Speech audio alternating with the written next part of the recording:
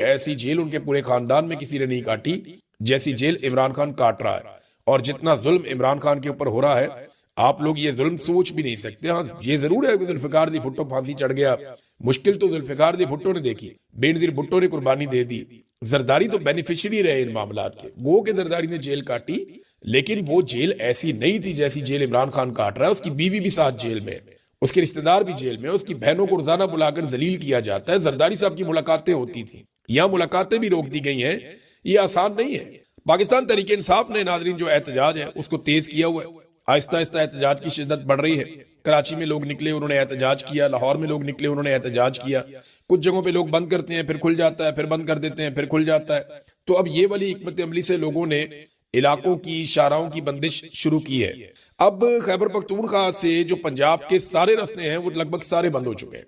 खैबर पख्तूनख्वा का जो राब्ता है वो बाकी सूबों से कटा हुआ है इस वक्त, क्योंकि खैबर पख्तूनख्वा की आवाम ने मुख्तलिफ रास्ते सारे बंद कर दिए। अब इसी तरह बलूचिस्तान में भी एहतजाज की शिद्दत में इजाफा हो रहा है, सिंध में भी, और पंजाब में कभी बंदिश होती है, कभी खुल जाता है। गिलगित बल्तिस्तान से आने वाली शाहराह जो है वो भी बंद है। जबकि कश्मीर के रास्ते आज ये दावा किया गया है, क्योंकि कश्मीर में एहतजाज तो काफी हुआ, लेकिन अब यह दावा किया गया है कि कश्मीर की शाहराहें जो जुड़ती हैं पाकिस्तान के साथ उनको भी बंद कर दिया जाएगा और कश्मीर के शहरी वहां पे एहतजाज करेंगे। मुराद सईद ने नाजरीन अपना इस्तीफा पेश कर दिया। मैं जरा आपको पढ़ के सुना देता हूं मुराद सईद ने क्या कहा अपने इस्तीफे में। मुराद सईद ने कहा, जी मेरी पार्टी के आदर से गुजारिश है कि मिन्नत तरले और मसलहत की सियासत बहुत हो गई, हमें इस नाजायज हुकूमत की जड़ों पर वार करने की जरूरत है। सुप्रीम कोर्ट के ऑर्डर के बाद इमरान खान साहब को उनके जाती मुआलिजीन और रुफका की मौजूदगी में अस्पताल मुंतकिल करने और इलाज का मुनासिब इंतजाम नहीं हो रहा, और हर गुजरता लम्हा खान साहब की जिंदगी को मजीद खतरे में डालने के मुतरादिफ है। पार्लियामान के सामने और पुरअमन धरने देने वाले हमारे मेंबरान को इस पार्लियामेंट में मैसूर कर दिया गया है, जिसमें सजाए जाली ऐवानों का एक ही मकसद रह गया है, अफराद के मफादात का तहफ़्फ़ुज़, आइन की पामाली और अवाम का इस्तेहसाल। हमें फौरी तौर पर सेनेट, कौमी असम्बली पंजाब और सिंध असम्बली से यकमुश्त इस्तीफे दे देने चाहिए। इस जमन में अपना इस्तीफा पार्टी निगरान चेयरमैन बैरिस्टर गौहर खान और जनरल सेक्रेटरी सलमान अकरम राजा को अरसाल कर रहा हूं, और साथ ही मुल्क के तमाम शहरों में अवाम, पार्टी तंजीमें, यूथ विंग और ISF अपने अपने शहरों की मरकजी सड़कें बंद करने और एहतजाज का सिलसिला जारी रखें। ये मुराद सईद ने कहा है। नाजरीन, कुछ और भी बयानात आए हैं, सख्त बयानात हैं। इनमें एक बयान जो है वो जावेद हाशमी साहब का है, लेकिन एक बात आप ध्यान में रखें कि खालिद खुर्शीद ने ग्राउंड पे बहुत काम किया इस एहतजाज के सिलसिले में, और उन्होंने कहा जी कि पाकिस्तान तहरीक इंसाफ के कारकुनान निकलें और सारी शाहराहें बंद रखें। इमरान खान के लिए आपके दिलों में बहुत मोहब्बत है। आज मामलात जबानी कलामी या सोशल मीडिया के मैसेजेस से हल नहीं होंगे। आप सबसे दरखास्त है कि अपने बच्चों को और फैमिलियों को साथ लेकर निकलें। जो लोग रोड बंद कर रहे हैं, जो नौजवान इस वक्त हिम्मत दिखा रहे हैं, आप घरों में ना बैठे रहें, उनकी मदद भी करें। अगर आप घरों में बैठे रहे तो शायद खुद को माफ नहीं कर सकेंगे। एक स्टेटमेंट जो है वो जुनैद अकबर साहब ने किया। उन्होंने कहा जी जो लोग बहुत ज्यादा हमें मैसेजेस करके मांग रहे थे हिकमत अमली या मांग रहे थे लाया अमल, तो वो सारे निकले और निकल के पहुंचे एहतजाज करने के लिए उन मकामात पे जहां पे शाहराहें बंद है, खासतौर पे सवाबी इंटरचेंज के बारे में उन्होंने कहा जुनैद अकबर साहब ने। अब देखिए, एक चीज ना हम सबको ध्यान में रखनी चाहिए कि इस वक्त जो क्यादत है पाकिस्तान तहरीक इंसाफ की, उनकी अक्सरियत वो इस्लामाबाद में बंद हो चुकी है। जितने अहम लोग हैं वो सारे के सारे इस्लामाबाद के ऐवानों में बंद हैं। कुछ लोग इस वक्त पार्लियामेंट के अंदर, कुछ पार्लियामेंट लॉजेस के अंदर, कुछ खैबर पख्तूनख्वा हाउस जो है उसके अंदर बंद है, और वहां पे ये लोग एहतजाज कर रहे हैं। अब पाकिस्तान के अंदर, पूरे पाकिस्तान में अगर अवाम निकलती है और एक बड़ा सख्त रद्द-ए-अमल देती है आने वाले दिनों में, और उस रद्द-ए-अमल के नतीजे में कुछ बड़ी कामयाबी मिलती है, तो सहरा तो फिर ये क्यादत अपने सर बांध लेगी। लेकिन अगर खुदा ना खास्ता हालात 9 मई की तरफ जाते हैं तो ये लोग तो कल को ये कह लेंगे बड़े आराम से कि जनाब हम तो अपने इस्लामाबाद के अंदर बंद थे, हम तो वहां पे मौजूद ही नहीं थे। तो ये एक तरह से इसको इस एंगल से भी लोग देख रहे हैं। जावेद हाशमी साहब ने एक ट्वीट किया, उन्होंने कहा इमरान खान के खिलाफ बदतरीन जुल्म हो रहा है, इसके खिलाफ ये जुल्म आपको, आपके डर को जाहिर कर रहा है। आपको कोई इस्तिस्ना बचा नहीं सकेगा। पार्लियामेंटेरियंस को मैसूर करना भी इसी बुजदिली का तसलसल है। बेफिक्र रहे, अब अवाम और इमरान खान का ताल्लुक है, अवाम अपने लीडर के लिए निकलेगी। देखिए, अगर लीडर के लिए अवाम निकल आती है ना तो सूरत हाल बिल्कुल एकदम बदल जाएगी। ये हम सब जानते हैं। फिर हालात अवाम जाने और अवाम का काम जाने। लेकिन अभी तक मैं आपको बता रहा हूं कि एहतजाज जरूर हो रहा है, उसमें शिद्दत आ रही है, लेकिन जितनी शिद्दत की तवक्को थी कि बहुत बड़े पैमाने पर लोग निकलेंगे, वो अभी तक नहीं हुआ।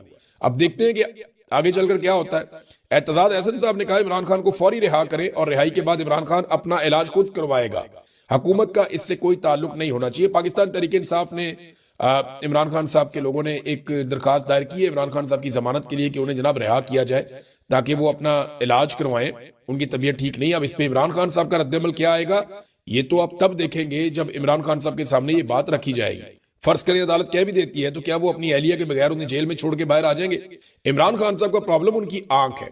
उनकी आंख के अंदर जिस किस्म की सूरत पैदा हो चुकी है, उन्होंने अपने वकील को भी ये कहा कि सहूलियात को छोड़ो, यहाँ पे मुझे क्या सहूलियत मिल रही है, इन सारी चीजों को दफा करो। ये सिर्फ दफा करो का लफ्ज मैंने अपने से बोल लिया, लेकिन इमरान खान साहब का स्टाइल यही है कि इन सारी चीजों को छोड़ो, मेरी आंख के बारे में बताओ, अगर ये ठीक हो सकती है तो इसको बचाया जाए। इमरान खान साहब देखें सारी जिंदगी उन्होंने वर्जिश की है, उन्हें अपनी सेहत का हमेशा से बहुत ख्याल रखा है, अपने लिहाज से वो बड़े हसास हैं इन मामलात में, और वो ये जानते हैं कि लंबी लड़ाई के लिए सेहतमंद होना कितना जरूरी है। अब इस सूरत हाल में इमरान खान साहब को बाकायदा ब्लैकमेल किया गया कि किसी तरह इमरान खान साहब को ऐसी बातों पे मना लिया जाए कि वो बोलेंगे नहीं, बात नहीं करेंगे, ठीक है आपका इलाज करवा लेते हैं। लेकिन इमरान खान साहब ने अभी तक की इतला के मुताबिक किसी किस्म का भी कंप्रोमाइज नहीं किया। एतजाज एहसन ने कहा कि इमरान खान को एक आंख की बिनाई 85% चली गई है, ये छुपाने के लिए उन्हें 60 दिन तक कैद तन्हाई में रखा गया। कहां गए जजेज और कहां गई अदालतें?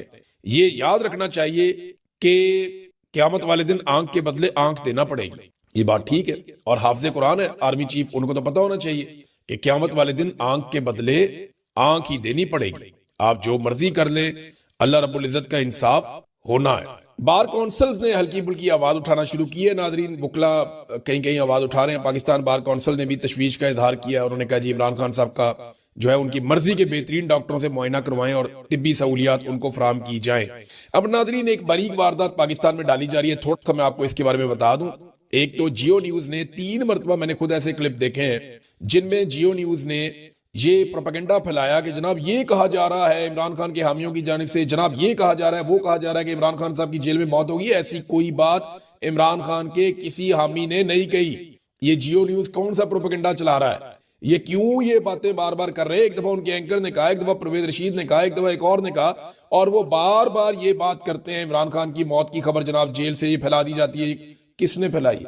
किसी शख्स ने पाकिस्तान तहरीक इंसाफ में से ऐसी बात नहीं की, कोई ऐसी बात नहीं फैला रहा। ये सिर्फ लोगों की ज़हन साजी कर रहे हैं, ये बारीक वारदात डाल रहे हैं, इनके ऊपर आप नजर रखें। ये जियो ग्रुप ये हरकत कर रहा है और मैंने इनके चैनल पे ये सुना है। इसके बाद जनाब सुहेल वड़ाइच जैसे लोग जो है वो जुल्म को नॉर्मलाइज करने के लिए कॉलम लिख रहे हैं कि जनाब भुट्टो भी तो मारा गया था, तो इमरान खान भी देखे ना, मरने से पहले उसके भी दांत में दर्द हो रही थी, अब इमरान खान को तकालीफ देने का सिलसिला जारी है।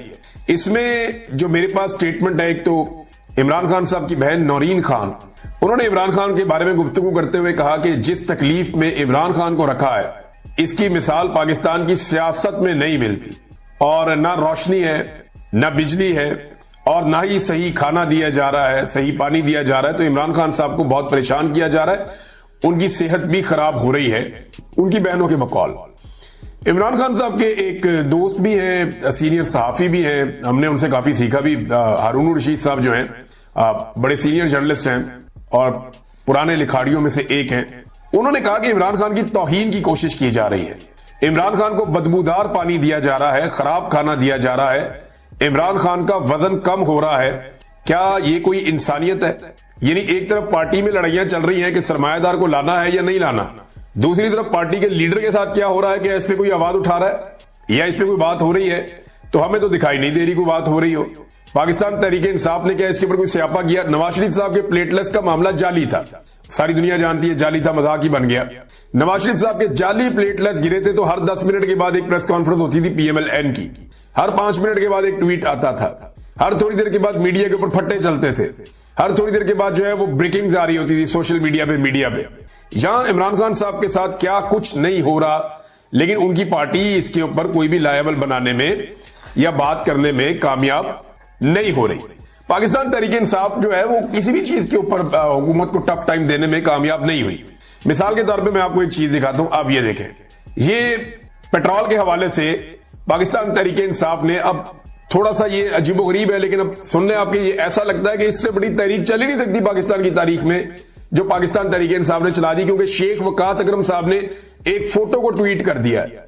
ये बात 1001 जाविये से मीडिया या सोशल मीडिया तो करेगा नहीं, सोशल मीडिया पाकिस्तान के अवाम को समझा चुका है। पाकिस्तान के एक एक आदमी को यह बात पता है जो शेख वकास अकरम साहब ने ट्वीट की है। भाई ट्वीट से आगे क्या करना है, इसके लिए आप निकले खड़े हुए। ट्वीट ये किया जनाब के मौजूदा दौरे हुकूमत में $69 का आलमी मंडी में पेट्रोल है और पाकिस्तान में 284 का डीजल है और 272 का पेट्रोल है। जबकि इमरान खान के दौर में जब $100 का था तो पाकिस्तान में डीजल 145 का था और पेट्रोल 150 का था। आप अंदाजा करें, ये फैक्ट क्या पूरा पाकिस्तान नहीं जानता?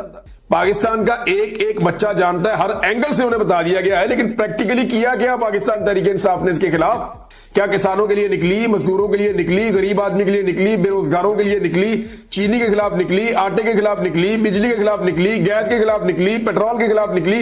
और किसी एक चीज पर बताएं पाकिस्तान तहरीक इंसाफ निकली और निकल के उन्होंने कहा हो कि ये वो अवामी इशू है। डॉक्टरों के लिए निकल आते, वुकला के लिए निकल आते, तलबा के लिए निकल आते, किसी सहाफियों के लिए निकल आते, किसी एक आप बलोच बैठे हुए इस्लामाबाद में उनके लिए निकल आते। उन बलोचों के बाद हुकूमत में बैठी हुई शख्सियात भी जा रही हैं चुप चुपा के, इंसानी हकूक की तंजीमें जा रही हैं, बाकी लोग जा रहे हैं, ये नहीं जा रहे। भाई इकट्ठे होकर जाओ, जाकर उनके साथ खड़े हो जाओ। किसी एक इशू के ऊपर ये अवाम के साथ खड़े नहीं हुए। इस तरह की लीडरशिप इस वक्त पाकिस्तान तहरीक इंसाफ में, ये अपोजिशन काम करेगी। ये डरे हुए और सहमे हुए लोग कि वहां पे माएं बेटियां, वो बलोच बेचारे आगे वहां बैठे हुए हैं अपने हकूक के लिए कि जबरी तौर पे लापता किया जा रहा है हमारे लोगों को। गिरफ्तारियां की गई हैं मारंग बलोच के लिए, बीबो बलोच के लिए, उनकी बाप के लिए, उन मजदूर आदमी उनके लिए, उन सबके लिए वो आवाज उठा रहे हैं। वो बलूचिस्तान का हक मांग रहे हैं और वहां खड़े इस्लामाबाद में बैठे हुए बेचारे। बारिश होती है, कभी तकलीफ आती है, वो वहीं बैठे, उनके साथ ज्यादती की जा रही। चारों तरफ उनके जो है वो खारदार तारे बिछा दी गई और बसें पहुंचा दी गई है कि इनको उठा के यहां से जबरदस्ती हम वापस बलूचिस्तान तक छोड़कर आएंगे।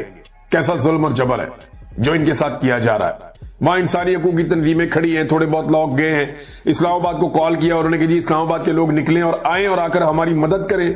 कौन पहुंच रहा उनकी मदद के लिए? चंद लोगों के अलावा। यह अपोजिशन का काम था ना वहां जाती, लेकिन नहीं गई। लेकिन बलूचिस्तान के लोगों को दीवार के साथ लगाने की जो एस्टेब्लिशमेंट की पॉलिसी है वो जारी है और इससे कुछ नहीं बनेगा। देखें अभी ये पाकिस्तान तहरीक इंसाफ ने लोरालाई में एक जलसा किया, पुरअमन जलसा था। लोग आए, जलसा किया, अपनी बात की और मुंतशिर हो गए। उस पर भी मुकदमा दर्ज कर दिया, कुछ 7-8 दफात भी लगा दी उसके ऊपर तमाम लोगों के ऊपर। ये जलसा इन्होंने क्यों किया? वो जलसा करना भी गुनाह हो गया। जब आप सियासी आवाजों को कुचलते हैं, जब आप इंसानी हकूक की आवाजों को कुचलते हैं, जो ह्यूमन राइट एक्टिविस्ट हैं, जब आप उनको दीवार के साथ लगाते हैं, तो फिर दहशतगर्दों को आप एक्चुअली मौका दे रहे होते हैं।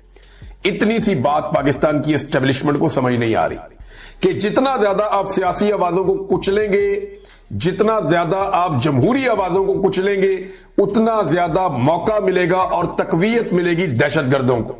ये इतनी सी बात इनकी मोटी खोपड़ी के अंदर नहीं घुस रही और 70 साल से पाकिस्तान का नुकसान करते चले जा रहे हैं, करते चले जा रहे हैं। इसी आकड़ के अंदर परवेज मुशर्रफ ने भुट्टी साहब को कत्ल कर दिया था। भुट्टी साहब को कत्ल कर दिया इसी आकड़ के अंदर। वहां पे भुट्टी शहीद हो गया और उसके बाद से लेकर अब तक लाशें ही उठा रहा है बलूचिस्तान और कुछ भी नहीं हो रहा। तो अकबर भुट्टी साहब के साथ जो भी किया गया उसका खुमियाजा पाकिस्तान भुगत रहा है, बलूचिस्तान भुगत रहा है। अगर उस वक्त मोटी खोपड़ी में यह बात आ जाती कि इस बुजुर्ग आदमी को मार के क्या मिलना है, बैठो बात कर लेते हैं। इनकी एक शिकायत है एक लेडी डॉक्टर को लेकर और एक फौजी को लेकर जिसने उसका रेप किया था मुबैना तौर पे। भाई ये शिकायत सुन ली जाती तो मामला कहीं का कहीं चला जाता। वो तो बार बार बैठने के लिए तैयार थे। सियासतदान जाकर उनको मिलते थे, वो कहते थे आओ बैठो बात करते हैं। लेकिन जो उनके साथ किया गया उसके बाद नताइज आपके सामने और आज तक हम भुगत रहे हैं। तो मोटी खोपड़ी के दिमाग में ये बात अभी तक नहीं आ रही कि ये करना क्या है। यानी इनको मारते ही जाना है, जो जमहूरी आवाज उठे उसको कुचल देना है, जो कानून और इंसाफ की और आइन की बात करे, इंसानी हकूक की बात करे, उनको कुचल देना है। और यही कुचलते कुचलते इन्होंने एक्चुअली बलूचिस्तान को एक वॉर जोन बना दिया है और आज वहां अमली तौर पे हुकूमत की रिट वैसी नहीं है जैसी एक हुकूमत की रिट अपने एक मुल्क के खित्ते के अंदर, एक इलाके के अंदर होनी चाहिए।